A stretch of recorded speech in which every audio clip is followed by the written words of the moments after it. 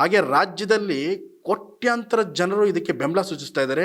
ಮಹೇಶ್ ಅವರ ಜೊತೆ ನಾವು ನಿಲ್ತೀವಿ, ಅವ್ರ ಹೋರಾಟಕ್ಕೆ ನಾವು ಬೆಂಬಲ ಕೊಡ್ತೀವಿ ಅನ್ನೋದು ಹೇಳ್ತಿದ್ದಾರೆ. ಇದಕ್ಕೆ ಏನ್ ಹೇಳ್ತಾರೆ? ನಾವು ಪವಿತ್ರ ಅನ್ಕೊಂಡ ಜಾಗವನ್ನು ಅಪವಿತ್ರ ಮಾಡಿ ಆಗಿದೆ. ಎಷ್ಟೋ ತಾಯಂದಿರ ಕೊಲೆ ಆಗಿದೆ, ಆ ರಕ್ತ ಇನ್ನು ಮಾಸಿ. ಜನಗಳು ಬಂದು ಆ ರಕ್ತವನ್ನು ಅವರ ಮೈ ಮೇಲೆ ಯಾಕೆ ಅಂಟಿಸ್ಕೊಂಡು ಹೋಗ್ತಿದ್ದಾರೆ?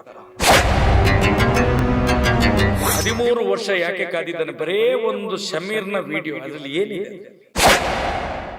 ನಾವು ಎಷ್ಟೆಷ್ಟು ಎಂತೆಂತ ಮಾತಾಡಿದ್ದೇವೆ. ಸಮೀರ್ನ ವಿಡಿಯೋದಲ್ಲಿ ಏನಿದೆ?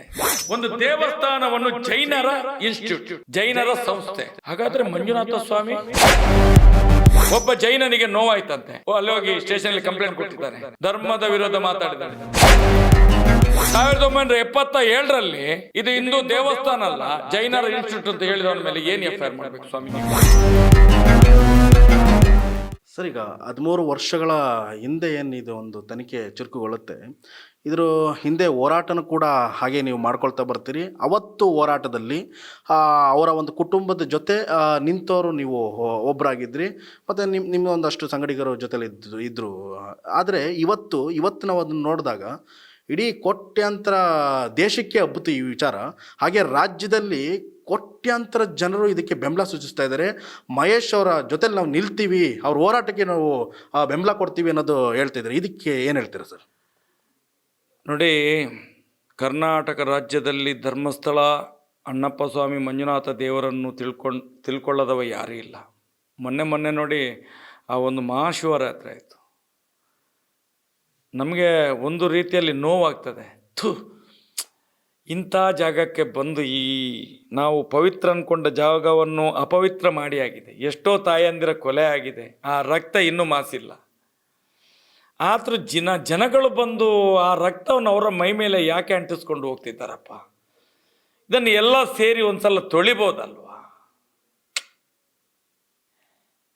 ಒಂದು ಶುದ್ಧ ಮಾಡ್ಬೋದಲ್ರಿ ಎಲ್ಲರೂ ಸೇರಿ? ಮತ್ತೆ ಎಲ್ಲರೂ ಬನ್ನಿ ಅಲ್ಲಿಗೆ, ಅದೊಂದು ಶುದ್ಧ ಮಾಡ್ಬೋದಲ್ಲ? ಅದು ಮಾಡದೆ ನೀವುಗಳು ಬರ್ತೀರಲ್ಲ, ಏನೂ ತಿಳ್ಕೊಳ್ಳದೆ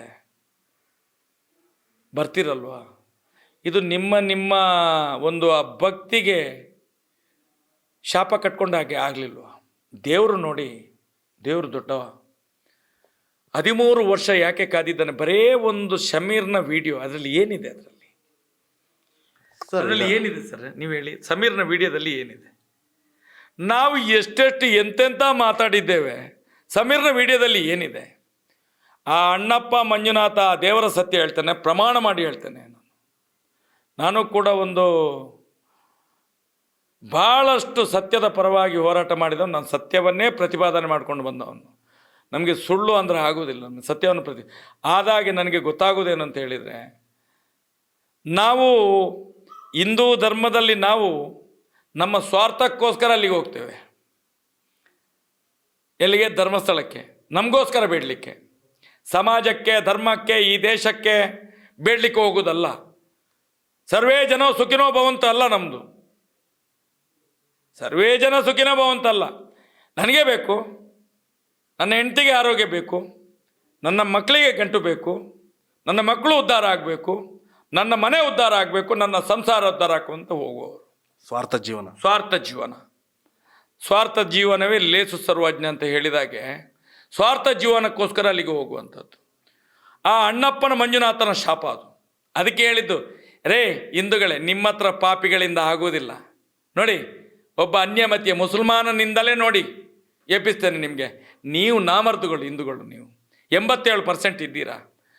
ಒಬ್ಬ ಪಾಪಿಷ್ಟ ಇಡೀ ಹಿಂದೂ ಸಮಾಜದ ದೇವಸ್ಥಾನವನ್ನು ನುಂಗಿ ಅಲ್ಪಸಂಖ್ಯಾತ ಹಾಳು ಮಾಡಿದ್ದಾನೆ. ನಿಮಗೆ ಇನ್ನೂ ಸತ್ಯ ಗೊತ್ತಾಗಲಿಲ್ಲ. ನಿಮಗೆ ಒಂದು ದೇವಸ್ಥಾನವನ್ನು ಜೈನರ ಇನ್ಸ್ಟಿಟ್ಯೂಟ್, ಜೈನರ ಸಂಸ್ಥೆ. ಹಾಗಾದರೆ ಮಂಜುನಾಥ ಸ್ವಾಮಿ ಒಂದು ಜೈನ ಮತದ ಸಂಸ್ಥೆ. ಅದು ಮಂಜುನಾಥ ಸ್ವಾಮಿ ಅಣ್ಣಪ್ಪ ದೇವರು. ಇದು ಹಿಂದೂಗಳಿಗೆ ಸ್ವಲ್ಪ ಸಹ ನೋವು ಆಗೋದಿಲ್ಲ. ಹಿಂದೂ ಅನ್ನುವಂಥವನಿಗೆ ಯಾರಿಗೂ ನೋವಾಗೋದಿಲ್ಲ ಇದು. ಒಂದು ವೇಳೆ ಅದೇ ಚಂದ್ರನಾಥ ಅನ್ನುವಂಥ ಜೈನರ ದೇವರನ್ನು ನಾವು ಏನಾದರೂ ಅವಹೇಳನ ಮಾಡ್ತಿದ್ರು, ಏನು ಮಾಡ್ತಿದ್ರು ಇವರು? ಉದಾಹರಣೆಗೆ ನಿಮಗೆ ಕೇಳ್ತೇನೆ. ಮೊನ್ನೆ ಕಳೆದ ಫೆಬ್ರವರಿ ತಿಂಗಳಲ್ಲಿ ಇಲ್ಲೇ ಒಂದು ಮಹಾಮಾಯಿ ದೇವಸ್ಥಾನದ ಒಂದು ಕಾರ್ಯಕ್ರಮದಲ್ಲಿ ನಾನು ಹೇಳಿದ್ದೇನೆ, ಧರ್ಮಸ್ಥಳದ ದುಡ್ಡು, ಉಡುಪಿಯ ದುಡ್ಡು ಒಳ್ಳೊಳ್ಳೆ ದೇವಸ್ಥಾನಕ್ಕೆ ಹಾಕಬೇಡಿ, ಒಳ್ಳೊಳ್ಳೆ ದೇವಸ್ಥಾನಕ್ಕೆ ಹಾಕಬೇಡಿ, ಅದರ ಪಾವಿತ್ರ್ಯತೆ ಹಾಳಾಗ್ತದೆ. ಒಂದು ದೇವಸ್ಥಾನ ಕಟ್ಟಬೇಕಾದ್ರೆ ಒಳ್ಳೆಯ ದುಡ್ಡು ಬೀಳಬೇಕು. ಒಬ್ಬ ಜೈನನಿಗೆ ನೋವಾಯ್ತಂತೆ, ಅಲ್ಲಿ ಹೋಗಿ ಸ್ಟೇಷನಲ್ಲಿ ಕಂಪ್ಲೇಂಟ್ ಕೊಟ್ಟಿದ್ದಾನೆ, ಧರ್ಮದ ವಿರೋಧ ಮಾತಾಡಿದರೆ. ಅರೆ, ನನ್ನ ಮಂಜುನಾಥನ ಬಗ್ಗೆ ಮಾತಾಡಿದ್ದು, ನನ್ನ ತಾಲೂಕಿನ ಒಂದು ಗ್ರಾಮದ ಬಗ್ಗೆ, ಧರ್ಮಸ್ಥಳದ ಬಗ್ಗೆ ಮಾತಾಡಿದ್ದು, ಇವನಿಗೆ ಯಾಕೆ ನೋವಾಯಿತು ಅಂತ ಗೊತ್ತಿಲ್ಲ.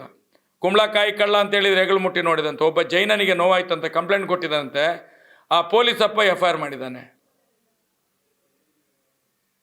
ಅವನಿಗೆ ಒಬ್ಬನಿಗೆ ನೋವು. ಅಲ್ಲಿ ಆವತ್ತು ಸಾವಿರಾರು ಜನರಿದ್ದರು, 2-3 ಸಾವಿರ ಜನರಿದ್ದು ಸಭೆಯಲ್ಲಿ. ಆದರೆ ಅಲ್ಲಿ ಸಭೆಯಲ್ಲಿದ್ದವರಿಗೆ ನೋವಾಗಲಿಲ್ಲ. ಇವನಲ್ಲಿ ಮಾರ್ಗದಲ್ಲಿ ಹೋಗ್ತಾ ಇದ್ದಂತೆ, ಅವನು ಕಂಪ್ಲೇಂಟಲ್ಲಿ ಬರ್ತಾನೆ, ಮಾರ್ಗದಲ್ಲಿ ಹೋಗ್ತಾ ಇದ್ದ ಒಬ್ಬ ಜೈನನಿಗೆ ನೋವಾಗಿದಂತೆ. ಮಹೇಶ್ ಶೆಟ್ಟಿ ತಿಮ್ಮರೊಡ್ಡಿ ಧರ್ಮಸ್ಥಳ ಮತ್ತು ಉಡುಪಿಯ ದುಡ್ಡನ್ನು ಹಾಕಬಾರ್ದು ದೇವಸ್ಥಾನಕ್ಕೆ ಅಂತ ಹೇಳಿದ್ದಾನೆ, ನನಗೆ ನೋವಾಗಿದೆ, ಅದಕ್ಕೆ ಕಂಪ್ಲೇಂಟ್ ಕೊಟ್ಟಿದ್ದಾನೆ. ಪೊಲೀಸಪ್ಪ FIR ಮಾಡಿದ್ದಾನೆ, ನಾನ್ ಬೇಲೇಬಲ್. ಹಾಗಾದರೆ ಹಿಂದೂ ದೇವಸ್ಥಾನವನ್ನು 1977ರಲ್ಲಿ ಇದು ಹಿಂದೂ ದೇವಸ್ಥಾನ ಅಲ್ಲ, ಜೈನರ ಇನ್ಸ್ಟಿಟ್ಯೂಟ್ ಅಂತ ಹೇಳಿದವನ ಮೇಲೆ ಏನು FIR ಮಾಡಬೇಕು ಸ್ವಾಮಿ ನೀವು? ಸುಮೋಟೋ ಕೇಸ್ ದಾಖಲು ಮಾಡಬೇಕಲ್ಲ. ಯಾಕೆ ಪೊಲೀಸ್ನವ್ರು ಮಾಡೋದಿಲ್ಲ? ಈಗಲೂ ಕೂಡ ದಾಖಲೆ ಇದೆ ಅಲ್ಲ. ಬೇಕಾದ್ರೆ ನಮ್ಮ ಹತ್ರ ಕೇಳಲಿ, ಕೊಡ್ತೇವೆ ನಾವು. ಕೇಸ್ ಮಾಡಬೇಕು, ಮೇಲೆ ಕೇಸ್ ಮಾಡಬೇಕಲ್ಲ, ಯಾಕೆ ಮಾಡೋದಿಲ್ಲ? ದಾಖಲೆ ಇದೆ ಅಲ್ಲ. ದಾಖಲೆ ಇಲ್ಲದ್ದು ಬಿಡಿ, ದಾಖಲೆ ಇದೆ ಅಲ್ವಾ? ಬಡ್ಡಿ ವ್ಯವಹಾರದಲ್ಲಿ ದಾಖಲೆ ಇದೆ ಅಲ್ವಾ? ನಮ್ಮ ಹತ್ರ ದಾಖಲೆ ಇದೆ. ಬಡ್ಡಿ ವ್ಯವಹಾರ ಮಾಡ್ತಾ ಇದ್ದಾರೆ, ಕಾನೂನಿಗಿಂತ ಮೀರಿ ಬಡ್ಡಿ ವ್ಯಾಪಾರ ಮಾಡ್ತಾ ಇದ್ದಾರೆ, ಯಾವುದೇ ದಾಖಲೆಗಳಿಲ್ಲಂತೆ. ಸೌಜನ್ಯಂದು ಬಿಡಿ, ಅದು ಯಾರು ಮಾಡಿದ್ದಾರೆ ಏನು ಮಾಡಿದ್ರೆ ನಮ್ಗೆ ಗೊತ್ತಿಲ್ಲ. ಇದರಲ್ಲಿ ದಾಖಲೆ ಇದೆ ಅಲ್ವಾ?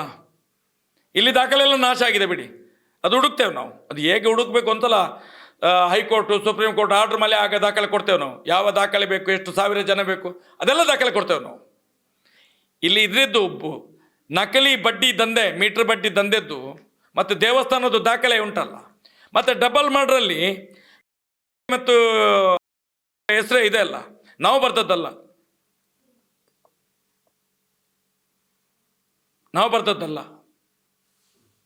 ಡಬಲ್ ಮರ್ಡ್ರಲ್ಲಿ ಇವರ ಹೆಂಡತಿ ಅವರು ಕೂಡ ಸತ್ತೋದ್ರು. ಹೇಗೆ ಸತ್ತೋದ್ರು ಗೊತ್ತಿಲ್ಲ ನನಗೆ. ಮೊನ್ನೆ ಗೊತ್ತು.